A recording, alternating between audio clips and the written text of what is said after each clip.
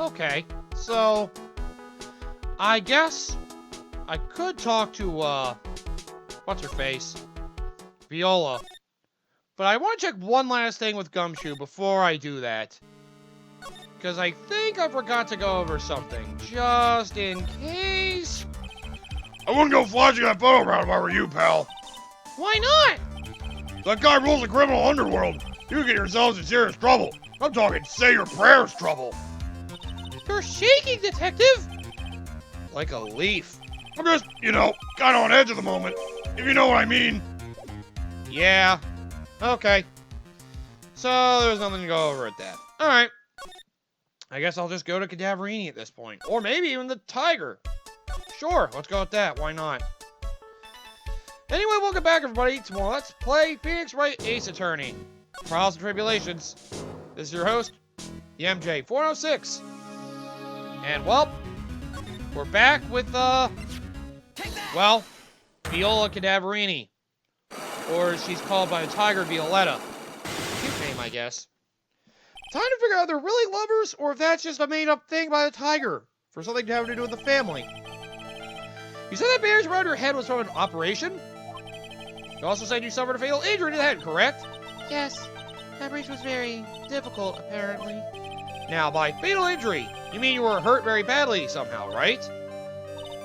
Did the injury in question have something to do with this? Ah, right, the repair bill.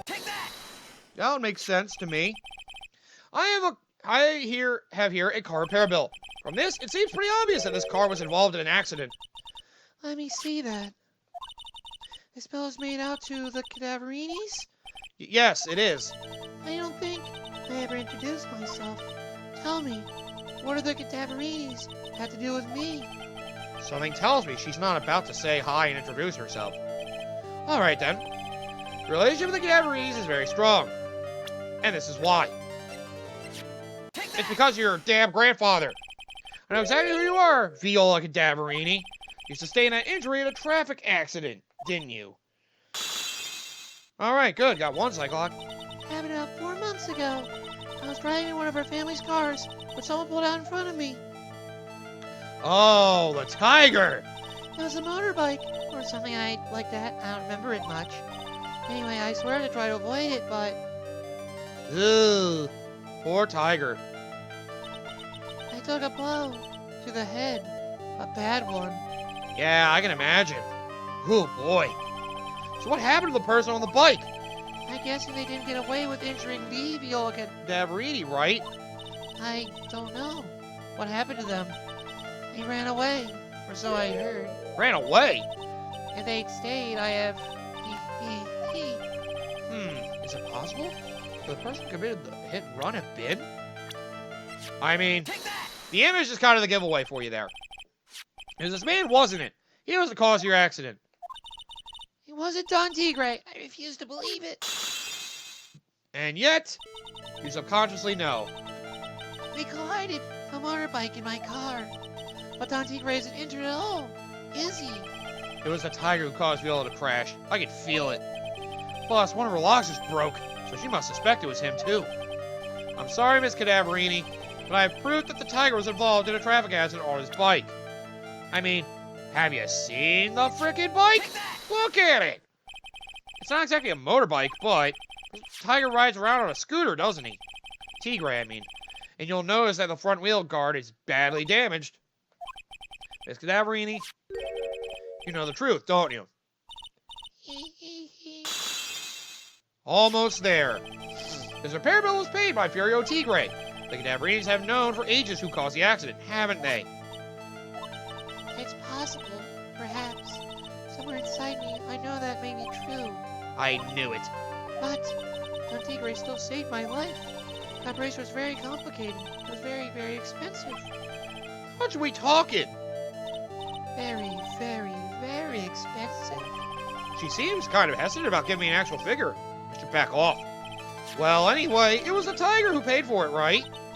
After I recovered, Don Tigre told me. He said he paid for the operation because he cared about me. I believe him. Really? Do you honestly believe that to be true?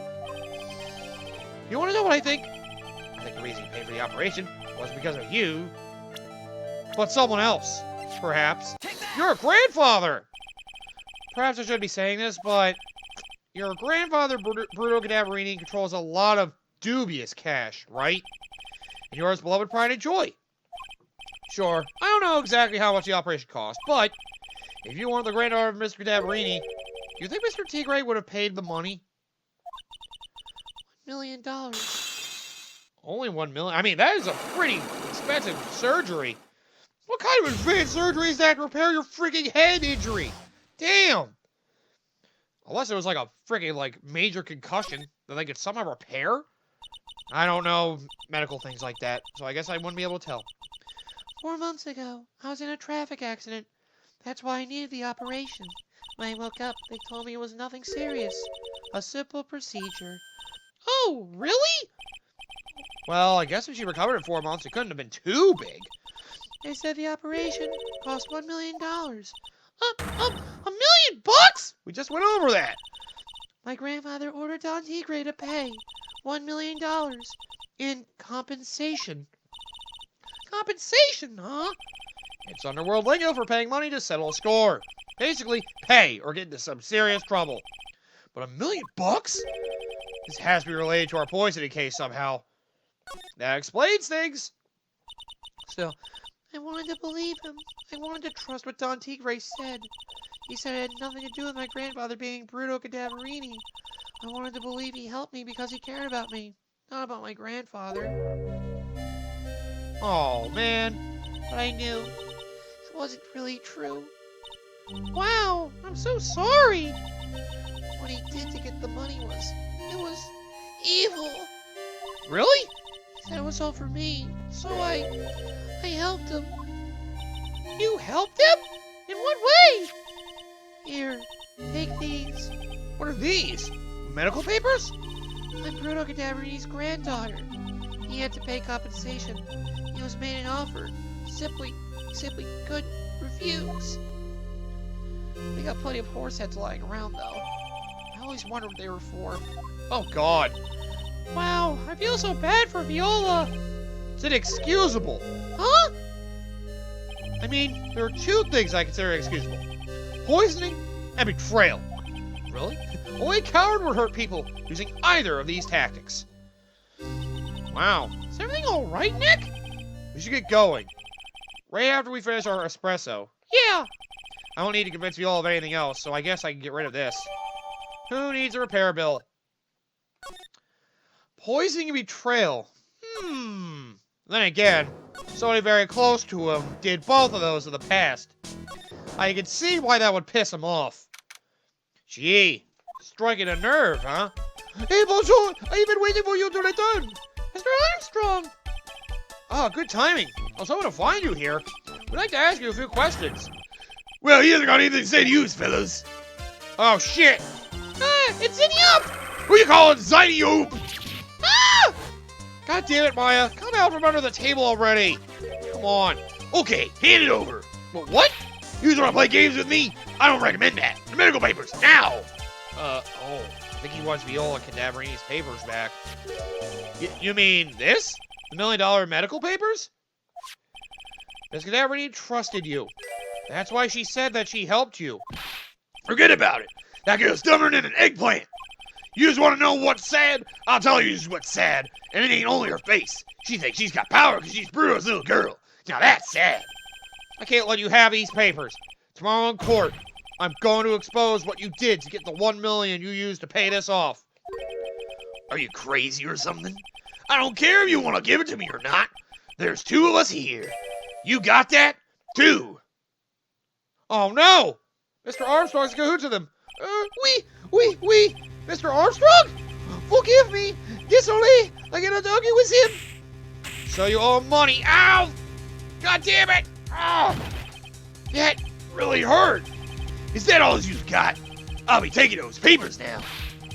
Armstrong, get that lighter. Wait! Don't take it too hard. Phoenix, right? Damn it, no! That was so stupid. I should have let my guard down. Would have thought those medical papers were vital evidence. Hold it, pal! Gumshoe, my man! Detective Gumshoe? Detective? You think you gotta stop me, Copper? Beat it! Whoa! Whoa! Go on, Gumshoe, keep it together! You guys, get out of here! Leave this guy to me! For what? Go, pal! And take this! If you get hurt, who's gonna look after Maggie, huh? Whoa! All right, thanks, Gumshoe. Wait, Nick, don't leave me behind! Hurry up and get over that table, then. Come on, we gotta get out of here. I'll get in with that guy tomorrow in court. Tenderlender's going down. I still have this jumbo lunchbox of Wheaties with me. You're telling me I couldn't use them yet? Well, whatever. Okay, then. Oh, shit, I actually meant to hit yes. God damn it. Whoops. Screw that up. Well, whatever. We're going to court anyway. Good morning, Mr. Wright. Good morning, Maggie. You seem in a better mood. So, what do you think is going to happen today, sir? Yesterday's session didn't go so well and ended on a giant mystery. That's true. And we still haven't solved a single part of it yet. Are you okay, Nick? Huh? Oh, yeah, of course. I saw that. The little flash of doubt in your eyes. No, that wasn't doubt. That was, determination. Why don't I believe you? It's nearly time, Maggie. You better get going to the defendant's seat. Roger, don't let me down, Mr. Wright. I'm counting on you. Yeah. Thanks for that, I guess. Hey, pal! Oh, hi, Detective Gumshoe. What you doing? Quit stressing Maggie out! She doesn't need that! How did you know she was stressed? I was watching through the doorway. Oh. You look like you lost the case already. Show a bit of confidence, will you, pal? Here, maybe this will help. Huh? Have you taken up aromatherapy too? Not a million years, pal. Don't tell me you don't remember this thing. Come to think of it, doesn't look like one of the aromatherapy bottles. This is the smallest bottle that turned up in Tribulations' kitchen a couple of days ago. Yes, we found that. Wow, look at all these little bottles. Oh, the aromatherapy oils. He's got so many they're overflowing onto the floor. Hey, wait a minute. There's one bottle that's different from all the others. Well, what do you know? And it doesn't have a label either. And it doesn't smell. And did not. We finally got the analysis results back from the lab. So, what is it? Is it the poison? I'm afraid not, pal. It's medication. Medication? Yeah, for ears. Double use only, apparently. For ears? You mean? Yeah, it's the medication Glenelg was using for his ruptured eardrum. What's Glenelg's ear medicine doing in the kitchen? Must have been Mr. Armstrong's larceny habit. Little petty thefts. What about the unidentified fingerprints? Anything on that? Someone screwed up, so they only had time to analyze the contents of the bottle. In an hour, they might have gotten something on the prints, but... That's going to weaken its impact as a piece of evidence. Okay, pal, this is it. Make sure your defense is impregnable today. Got it? Right. Today's trial. I'm going to expose that guy for what he's done. Or my name isn't Phoenix Wright. Ha! Right. I defend my own name. What he was doing to it, that dick. Wish I could show over defamation. But we'll see if he gets in more trouble. Court's now in session for the trial of Maggie Bird. The defense is ready, Your Honor. Ready and waiting as always, Your Honor. Very good. Then we'll get underway at once. Yesterday we heard the testimony of Mr. Victor Kudo. He claims to have witnessed the defendant putting a powder into the victim's coffee. However, the witness's testimony is plagued with a number of problems. The mark on the rim of the cup shows that the victim drank from it with his right hand. According to the old man's testimony, he picked it up with his left hand. Yep, I remember that. Thank you, Mr. Godot. Furthermore, according to the witness's account, the victim was listening to the radio with the earpiece in his left ear. Yet, the victim's left eardrum was ruptured, which made him effectively deaf in that ear. It's amazing how many contradictions a single case can have, huh, Nick? Yeah, it's kind of crazy. Think about what's happened. Huh. Allow me to enlighten you, Your Honor. The world, you see, keeps turning, and we must turn with it. Okay, you've lost me already, Mr. Godot. Don't let the mysteries of yesterday mystify you today. Yeah, live on for the present, right? Only losers think like that. You gotta change with the times. That's one of my rules. Are you implying that you've resolved these contradictions? You know the answers to these riddles. You know the answers to these riddles? The only guy wasn't just throwing seed in here. He was throwing us off the scent. Huh. And today I'll prove it. I see. Very well, let the first witness take the stand. And now we finally get Interrogations from Armstrong. And you are? Oh, bonjour, everyone. I am Jean Armstrong, the owner and head chef of La Tribulations restaurant. Enchanté. Oh dear. Forgive me for asking, witness, but are you a woman? Oh la la, monsieur. As you can see, I am la pert and perky gentleman, no? On the day of the incident, you were at Tribulations' kitchen. Isn't that right? With you, monsieur. Huh? Everything feels right. And he's not shaken by that, at least. Wow, well mature take on it. Huh. Wow, he's stolen fees. Doesn't anything intimidate this guy? Damn. Very well, your testimony, please, witness. Please tell the court what happened that day at Tribulations. Oui, volunteers. I just know Godot is a very progressive man. Good on him. So, let's get into it. When it all happened, there were just 2 customers in my restaurant. I remember I was experimenting with some new art deco a day. Like having a large mirror between the tables, for example. Oui, perhaps that is what the old man was looking at. Lock up, the earpiece, and the glass. He would have seen everything in reverse, no? Ah. Mirror! That sounds ridiculous. Oui, un grand mirror. The most enormous mirror. That actually sounds like a weird idea. I wouldn't like to look into that. And suddenly the mystery disappears. Aha! Like I said, the world keeps turning, so roll with it. That would explain the coffee cup and the earpiece conundrum. The mirror would have made everything appear back to front. What the heck? It's way too early in the morning for this to be happening to me. Now then, Mr. Wright, you may begin your cross-examination. Maybe I should look in a mirror to get some idea what the hell I'm looking like or trying to do right now. God damn, I'm confused about this. Alright then. Let's see what you're hiding, Mr. Armstrong, because we know you're in on it. And who were the 2 customers exactly? Why, of course, the young man who died. And the other, not so young man. You're referring to yesterday's witness, I presume? What about the other man Maggie said she says she saw the table? Something tells me Mr. Armstrong isn't planning to disclose his existence. We need some more evidence first before we can bring him up, don't we? I guess I'll just have to try a different approach for the time being. Okay, so we can't mention T right yet. I mean, pretty sure we know it's him at this point. You were experimenting with Art Deco? How come I never heard about that before today? You're not familiar with the language of interior design, monsieur? No, please stay on topic. Now, why didn't you tell the court about this before? But I did, just a few moments ago.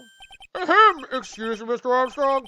This deco you mentioned, are you referring to some sort of decoction? No, Art Deco. It is a style of design, Your Honor. He's talking about interior design, walls, ceilings, carpets, that kind of thing. Oh, yes, of course. That deco. I was trying to achieve a more effeminate look for my restaurant. I was trying the most bold remodeling of la decor.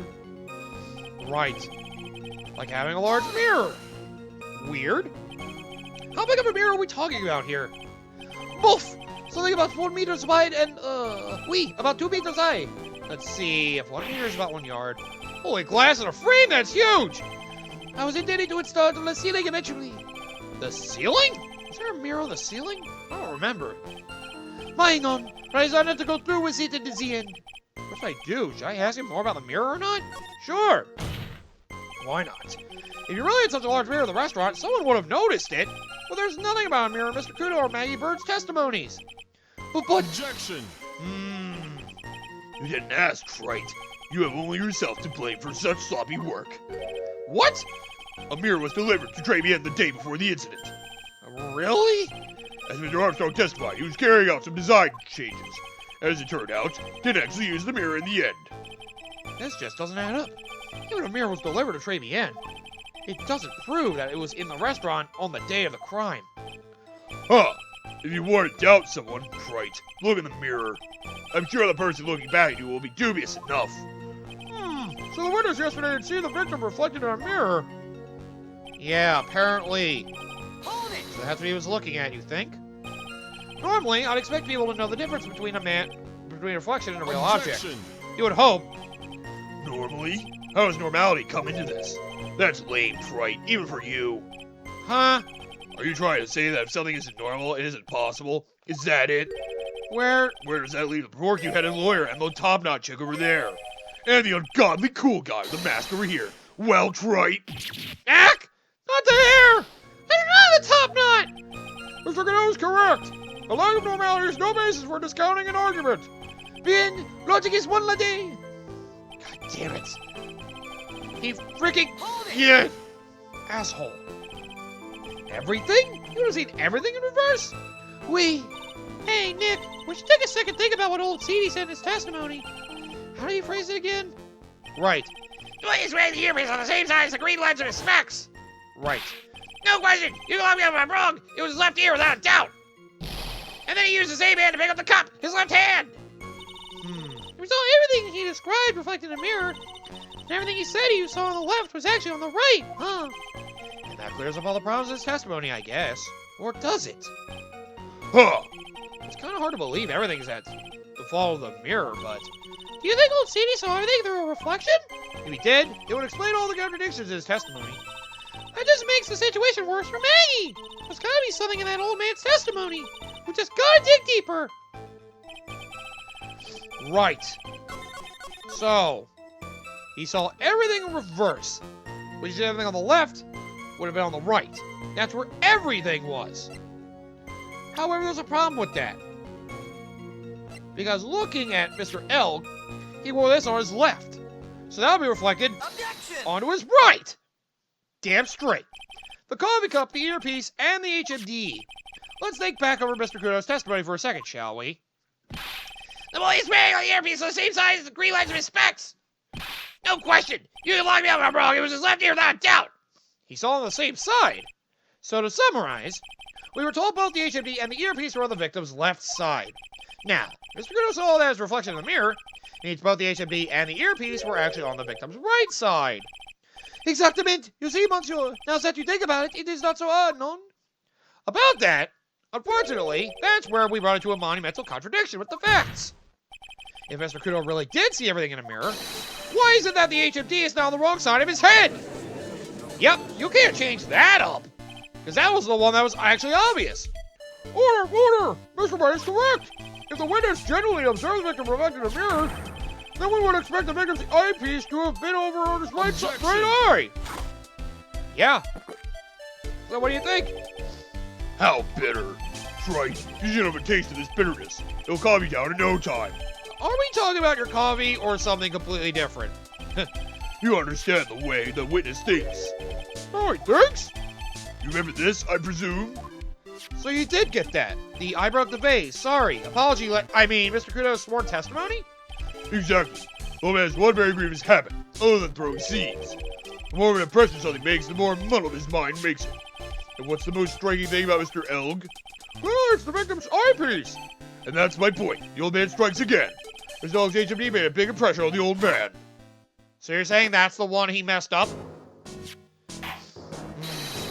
There's all the earpieces of those newfangled spectacles he was wearing. Oh yes, there are all those up here. Do you hear? His up here. Right. Ah, well, Trite. That's the worst but best impression of Kudo ever. Wow, I really thought he was old Seedy for a minute there. That was good. Too bad I can't do impressions of impressions. Enough! That was a great yesterday's witness was irresponsibly rash in much of his testimony. And look, Nick, looks like the boil of a contradiction you found is just a rash. Ew. Come on, Mine, you'd have to use that. A mirror can't be beaten by a handful of seeds, nor can it lie. So, what exactly was the old man looking at? Fill us in, Mr. Armstrong. Go on. Tell the court. We're all ears. Oui, I can explain. Please, if we will look at the plans for the restaurant. Right. Comparing it to what the scene was set up like. Okay. Alors, is everyone sitting comfortably? I mean, sure. La mirror, it was in the middle of the restaurant, dividing the two halves. There is only one seat from which you could have seen an image of the victim. That was a seat on the tables next to the victims. That was where the old man was sitting. After the terrible incident occurred, I moved the mirror so it was not in the way. Oh. But naturally, I did not touch anything else. Huh. So you say. I see no problem with the explanation we have just heard. The table next to the victims, Mr. Kudo could have seen the victim in the mirror. What a naughty little coquette I am, confusing all the men like this. Don't worry about it. No worries at all. We can keep up, except for the guy breaking out a cold sweat over there again. Oh, I hate that guy. He keeps calling me out. You said he didn't touch anything else apart from the mirror. Are you quite sure about that? Volunteers, of course. Very well, Mr. White. Your cross-examination, if you please. All right. I was gonna call him Frenchie. I shouldn't do that. That could be a bad term. Anyway, dividing into two halves, you say. So, run this by me again. The mirror was here, correct? We? Really? Because I know if I were you, I wouldn't have put a mirror there. It would be in the way. Objection. Yeah. Who's talking, Trite? Huh? You're obstructing my view, among other things. But, this is my seat in the courtroom. Tribulance's charm is that it gives you the impression that you're the only customer. Temporarily placing a mirror in that spot would hardly be in the way. Unlike you, Trite. I tell you, monsieur, the mirror was there. It's the middle of the restaurant. I highly doubt that, but we'll have to see about that. Also, it doesn't put Victor Kudo on the right spot, I would think. And what would that be? Oh la la, look how you lean towards me. I always attract the younger boys. Maybe I should keep you in suspense a little longer. Mr. Armstrong, tell the court you know at once. I attract the older ones too, you know. Handsome. Shall I tease you too? Damn it! He keeps tricking us! I'm already seeing a very hot someone, so I'm afraid you'll be waiting for a long time. Ah, your coffee, right. I bet she has mocha cream skin and cappuccino perfume. And I will tell you, there was only one seat which you could have seen. Right. Hold it! This mirror, I gotta bust it somehow. So why do you only see the victim for that particular seat? Mind, monsieur, it is obvious, no? If you look into the plans, you will understand. Right. The victim would have been reflected in the mirror like so. If you were sitting at the table next to him, you would see everything, no? So that's the seat old C was sitting in on that day. When the poisoning happened, The old man was sitting at the table next to the victim? Why does that seem kind of odd? Yeah. Something about that is wrong, probably. After the accident occurred, you got rid of the mirror. Did you move the mirror while Mr. Kudo was off calling the police? Oui, exactement. I carried it out of the restaurant's inn. You moved a huge mirror like that all by yourself? What can I say? I know how to pick things up. Handsome. Kagato actually laughed at something. Well, given the witness's physique, I suppose it is possible. He does look pretty strong despite his effeminate face. Did you do anything else with the crime scene, Mr. Armstrong? It looked like the erotic type, no? So, he didn't touch anything else. Are you sure about that? I touched nothing except the mirror. Mr. Wright, is there something the witness has said that doesn't match the crime scene? Yeah, there is. I just can't put my finger on what exactly. Huh! Suffering from a case of heartburn, right? Oh, I had just sitting for that. An oil with golden mirror and Frankenstein's. Add a few drops to your coffee and voila, enjoy. Focus, Phoenix. Breathe. I need to ignore those two and just find some evidence. It is pretty strange though, isn't it? I mean, nobody mentioned anything about a really large mirror. You'd think someone would have, but Maggie didn't, and neither did old Seedy. And the only logical explanation is that there was no mirror inside Travian that day. Now I just gotta prove it. Somehow. Is there something they couldn't have seen sitting there? I mean... Hang on a sec. Let me look at crime photo again. He was sitting there. That vase he supposedly knocked over. Objection! So, because of that, this piece of evidence contradicts with the testimony we have heard, Your Honor. The crime photo? Yep. The photo clearly shows something that theoretically should not exist. What on earth do you mean by that, Mr. Wright? Should not exist? Huh! So you're describing yourself, Trite. Jeez, no need to be so cruel. Now then, if the bench would please clarify its statement. Sure. What is the something that should not exist in this photo? It's the vase all the way over here to the side, dude. It's pretty obvious that this is what should not be in the picture. The vase? What possible connection doesn't that have with the witness's testimony? Your Honor, I'm telling you that there should have been no vase on this table. Because it very clearly contradicts with this piece of evidence. It was the one thing Mr. Kudo said happened. At least for sure. There was one thing that was clearly demonstrated by yesterday's testimony. Mr. Kudo broke the vase that was on the table where he was sitting. And yet, as the court could see, there was a broken vase on the table next to the victim. Why? Because Mr. Kudo was not, in fact, sitting at that table next to the victim at all. Objection. What do you think about that, Kudo? Don't be idiots, right? That's impossible. The seat's the only one Kudo gonna see the victim was reflected from. Yeah, exactly. And because of that, there's only one conclusion we can draw from this contradiction. There was no mirror in Tribune that day. Your testimony, Mr. Armstrong, is an elaborate lie. What? No! Ah, don't scream, please. I got tired of that already. Don't try to infuse the corpse, right? Obviously, the witness cleaned up the vase, while the police were taking their time getting to the crime scene. Yeah, you say that. But unfortunately, Mr. Godot, that doesn't quite work for me. Mr. Armstrong already testified to the contrary. God damn it. In his own words, I not touch anything else except the mirror. I was gonna go with that contradiction. But I found that one instead about the vase. Well, what do you have to say for yourself? I was right. There is no mirror in the restaurant that day. In light of this revelation, we've turned back to the original problem. Yup. Why did the victim have an earpiece in his ear in which he couldn't hear? Ha! You only get one shot in life. There's no turning back. If you want to claim that the mirror wasn't there, right, then this problem was all yours. How do you explain what the old man saw?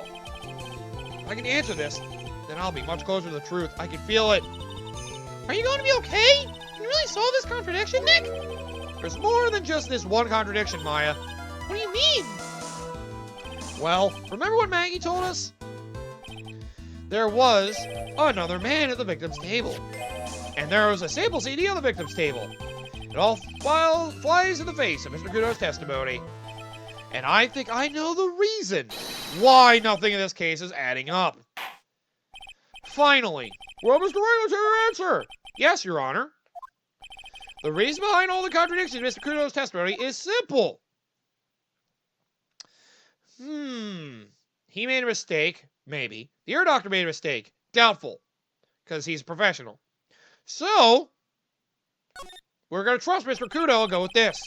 This case is riddled with contradictions. Yet there is one very simple answer that clears them all up. And what is that? The incident Mr. Kudo witnessed and the incident the victim experienced were two completely different events. What? I mean, yeah. The victim that Mr. Kudo saw wasn't Mr. Glenn Elg at all. It was an imposter. A phony pretending to be Mr. Elg. Obviously, unlike the victim, there is nothing wrong with the imposter's left eardrum. That's how he ended up wearing his earpiece in the left ear by mistake. Ah, yeah. That would explain that. So what do you think? Fool! Haha! That's right, you can't deny me now, bitch! Order the court! Settle down, or I'll clear the courtroom! Quiet, Gramps. Well, you clear out of here, huh? What did you say?! Right. Are you saying that what Mr. Kudo saw was a setup? Yes. Someone pretended to be Glenn Elg and act out the whole coffee poisoning, all for the express purpose of creating a witness out of one Mr. Victor Kudo. Objection. And? Get real, right? Why would anyone want to do that? Isn't it obvious? The thing Mr. Kudo was most insistent about in his testimony was... The serving girl brought up a Jamashino, but she went out to get it. That serving girl, right there in the defendant's chair. I remember her well. Yes. It's so hard to believe, but... Yeah, there is one and only one reason to show Mr. Kudo this fake poisoning. To show Maggie Bird in the act of poisoning the coffee. Objection. Yep. Are you insinuating that the waitress at the old man's store is a fake as well? It's true there were no other customers in the restaurant at the time, but... It's also true that the chef was there. He would have noticed what was happening. That's right. Well, witness, if the restaurant really was the scene of such theatrics, you would have known about it, correct? Oh la la! This is most difficult for me. Objection! Yeah, I wonder why. Because you were in on it, you asshole. It's not quite simple, Your Honor. All you have to do is testify. You're under oath, after all. Was there, in fact, a phony at Tribune that day? The defense demands that Mr. Armstrong tell the whole truth about what happened. The defense's request for additional testimony is accepted. You will accurately explain in detail the events in the restaurant that day. Oh, oui? Yes. Yes! Yes! You're on thin ice, buddy! I've got you now. The victim, Monsieur Erg, he came to my restaurant alone. I remember the old man arrived not long after him. There were no other customers. Right. When he got word he won the lottery, Mon Erg became very excited. It was approximately 5 minutes later that the poisoning incident occurred. None, there was no time for a phony to do the acting. To do acting, huh? Just so we're clear, there's no beer in the restaurant after all? Je vous demande pardon. Forgive me, Your Honor. I lied because I wanted this mess to be cleared up quickly. What you've just done is commit perjury, Mr. Armstrong. I'll decide I'll punish you later. Oh, oui. Finally! For now, we'll hear your cross-examination. Mr. Wright, if you please. He took that perjury charge a bit too well. But I'm guessing he'll be in more serious trouble after this cross-examination. Damn right. Time to really pin this on him. Yeah, I'm gonna keep going. Screw it. We didn't get far in this trial. I imagine there's a lot more to it. So, let's get through this last cross-examination for the next one we'll stop there. Was he alone at his table as well? My, oui. I saw him from the kitchen. Yet the defendant, Miss Bird, remembers it differently. She swears there was another man at the victim's table. Objection! But he was there! Huh. Unfortunately for you, Trite. Yesterday's witness also testified that the victim was alone. Damn it! You know, Stevie Squirm like that reminds me of a certain coffee's bittersweet bite. What kind of coffee has he been drinking? It's not coffee, it's love. It's love that's bittersweet. Hearing Maya say that makes her seem wise all of a sudden. God damn it, when'd you know that, huh? Hold it. Jesus. Please don't be obsessed with me. Why, old man, you mean Victor Kudo, correct? Oui, it comes out in for my special coffee. I drank a coffee once, Mr. Armstrong. It's special, I'll give you that. It's worth a sip just for the experience. Oh, you make me so happy, monsieur. You almost welcome any time. I said it was worth one sip, and nothing more. So, old Mr. Kudo arrived at the restaurant around the same time as the victim. Maybe I should ask about his arrival in more detail. So you were saying that not much time elapsed between the victim and Mr. Kudo arrived? Oui, that is correct. But that still leaves the possibility that something happened in that gap of time. And by recollection, how much time would you say elapsed? Let me see. Approximately 2 minutes, I would say. 2 minutes? That's all? It seems unlikely that anything untoward could have happened in such a short time. Rats! I knew I should have pursued this line of questioning. Okay. So, not that. Maybe let's go with the time instead. Because, well, there is something to know about the autopsy report. They say all this happened around 2:30. The autopsy report mentions it could have happened an hour earlier. So, out of curiosity, about what time was it when Mr. Kudo arrived? Oh, no. I cannot remember, monsieur. I believe we were told by a witness yesterday. The arrival was reported 2:25 p.m. by a kind of scary old man, sir. Does that perhaps jog your memory, witness? The incident happened about 20 minutes after he arrived. So the victim must have arrived between 2 p.m. and 2:10, no? Just after 2, huh? Thank you for your help in jogging my memory, monsieur. You are wonderful. I can't sit here all the time and do nothing now, can I? Cool. The timetable behind the witness's testimony. Oui, monsieur judge. Everything I do it for you. Merci bien. That's French, isn't it? I'm glad at least one person is in a good mood. He's even humming a song to himself. God damn it, Judge. Stop being so happy. No, I'm long after him, round 2, huh? Are you absolutely sure about the time? Oh, I see the contradiction. I remember now. When I think really hard, I am sure it was just after 2. Oui. It is that time I stopped serving the lunch menu. Right. I always wait for lunch when the restaurants are serving their specials. I've been known to wind up a case early just to make it on time.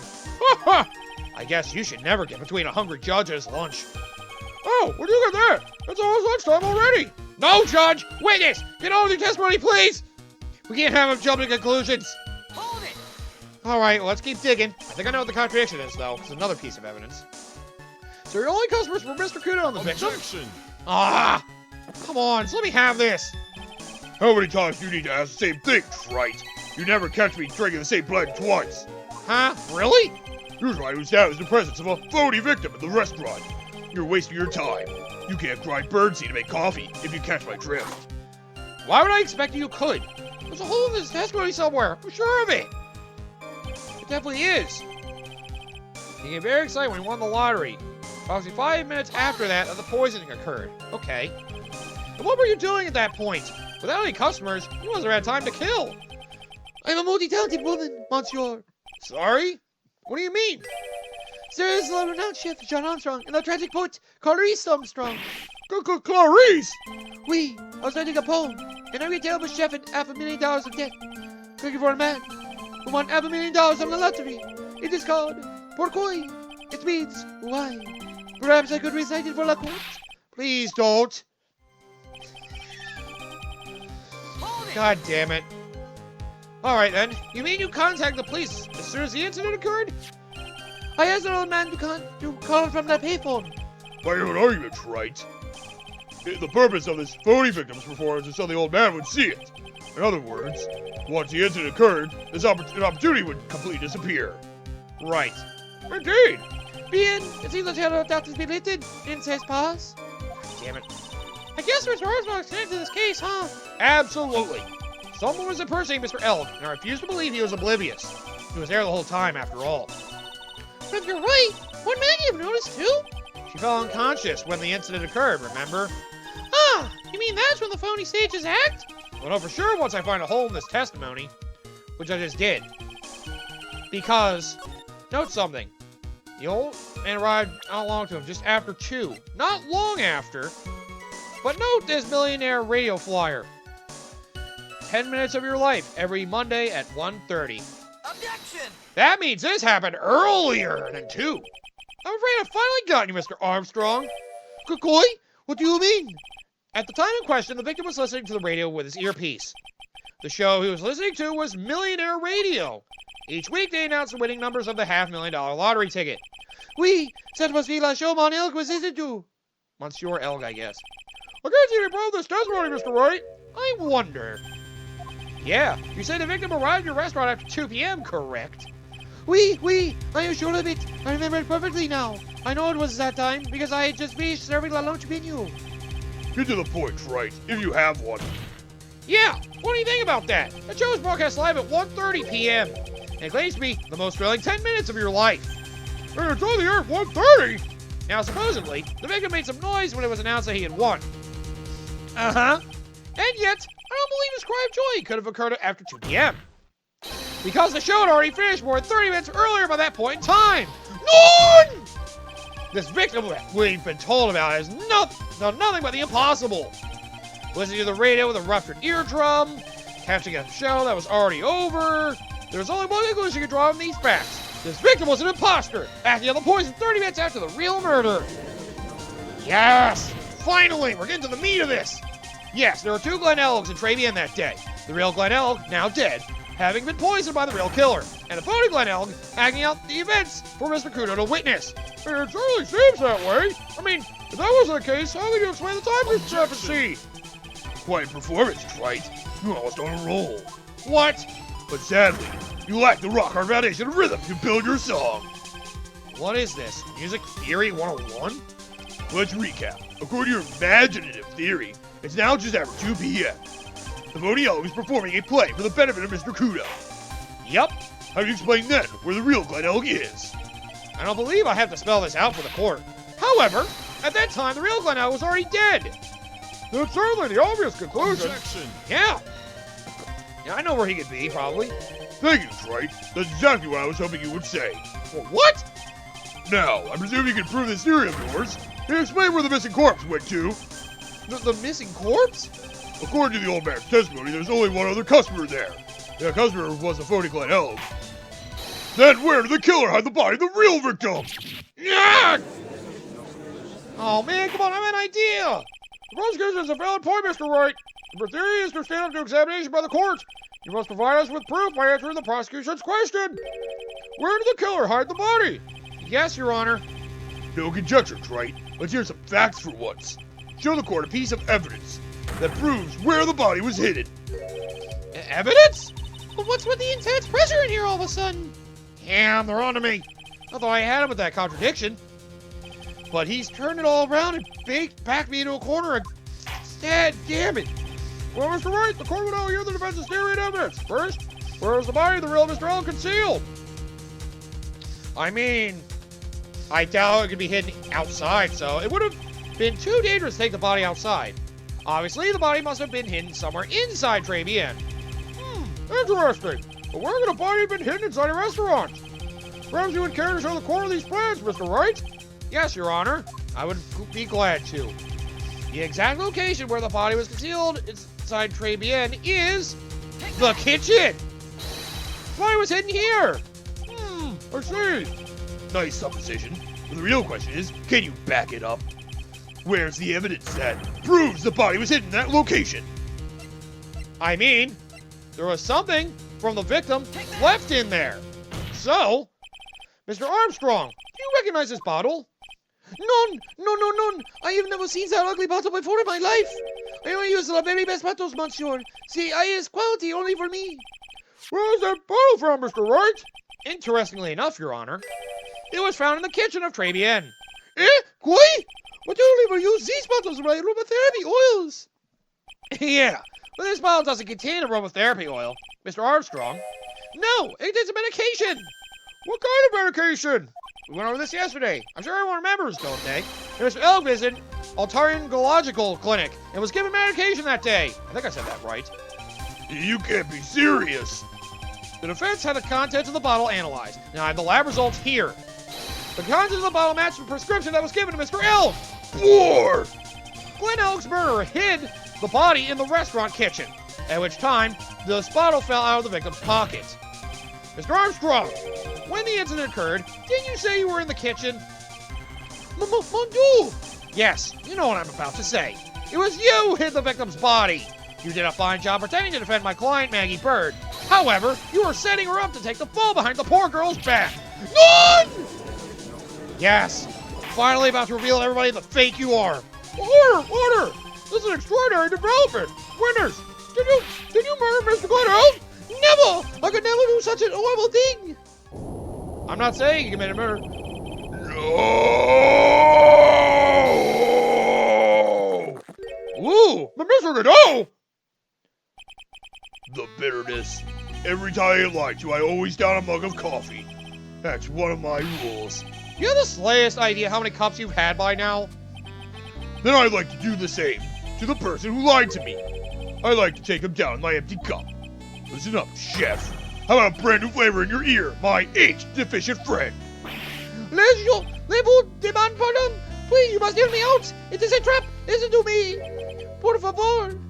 Isn't that Spanish? No hablo español, Mr. Armstrong, and por favor is Spanish. Yes, thank you. Okay, glad I wasn't the only one to point that out. I'm only going to ask you once. Did you do it? None! Absolutely none! Let's hear it. You've got one shot. Right, Gramps? Witness, the court will permit you the chance to make one final statement.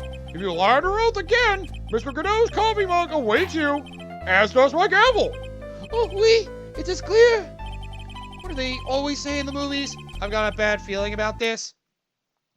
In that case, you should probably save in case there's a bad feeling you got building up, Mr. Wright. Alright then, this is probably a good saving point. See, I had a feeling this trial would be long, and it's only the first part of the trial. Very well, begin your final testimony, Mr. Armstrong. Oh, don't worry, we'll get into that final testimony next time. So come back then, and we are going to figure out exactly what Mr. Armstrong's role was in all this. I highly doubt he was the killer, because when would he have time to poison the cup? I mean, unless it was poisoned before it was brought out, which would make sense, but I don't know. Given the kind of man he is, yeah, he's a softie. I mean, he may have a bit of a theft habit because of his loans, but I don't think that would lead him to murdering somebody. I mean, I'm pretty sure I know where this is going. That's all I can say.